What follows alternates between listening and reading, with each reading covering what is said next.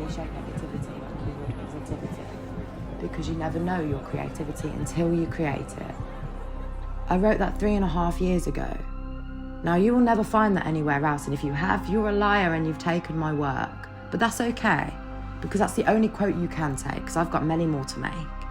But that's not the reason why I'm talking. That can be taken out of context in many ways. A lot of people go to the laws of a judge, the eyes of a judge, not based on who you are as a person or why you did what you did, but the fact that you did it in the first place. Yet how many judges go home at the end of the day and make their own mistakes, yet they don't ever go to the cells behind the prison. They're not locked away in this rotting cell where it's like, you get 1 hour maybe, and then you're around a bunch of strangers that have done all these things. And I ask myself, are they really that bad? Are they really that bad? There's somebody I spoke to, and he told me something, but that's not a story for me to say. That's a story for him to share. Maybe, if he wants to. But the idea is, you lock away all these tough people, and yet outside in the real world, there are 1,000 mini ants walking around, women, men, boys, kids, girls. And half these people, they want to just protect the innocent, because the innocent don't know how to fight back. And yet if we fight back, we're bad. But yet if it happens to us first, we're even worse. I ask one thing in the eye of your judge.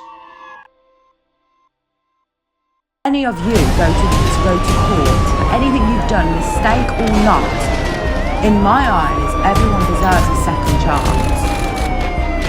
In their eyes, you get one chance. You don't get another one.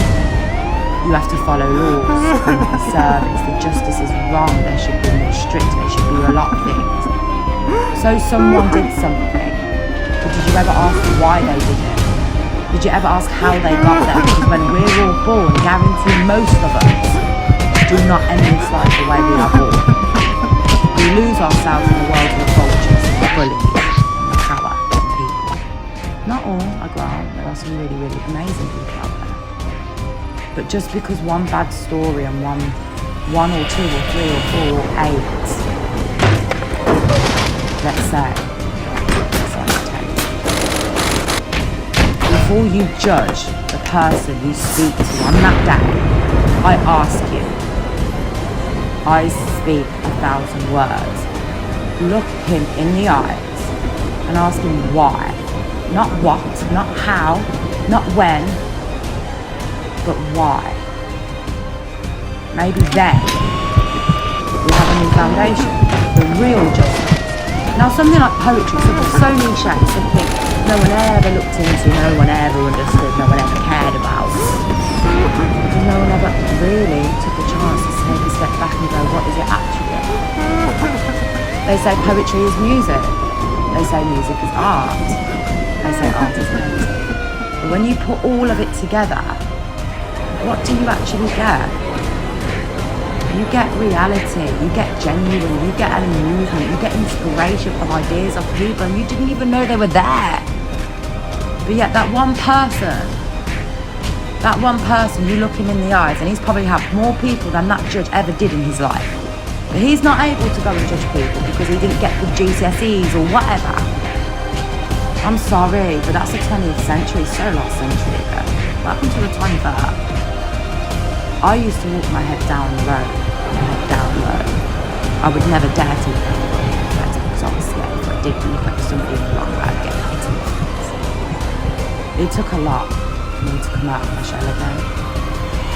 And I bet there are so many people out there that have gone through some terrible, atrocious things.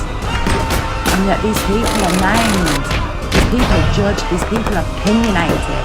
Yet you never sit down with them and ask them, why did it happen? What made you get there?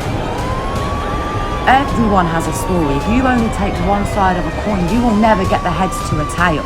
If you take both sides, you will finally get the full picture. I once said to a friend, if you take one corner of a painting, you will only get one side. If you zoom out and look at all 4 all four corners, you get the full picture.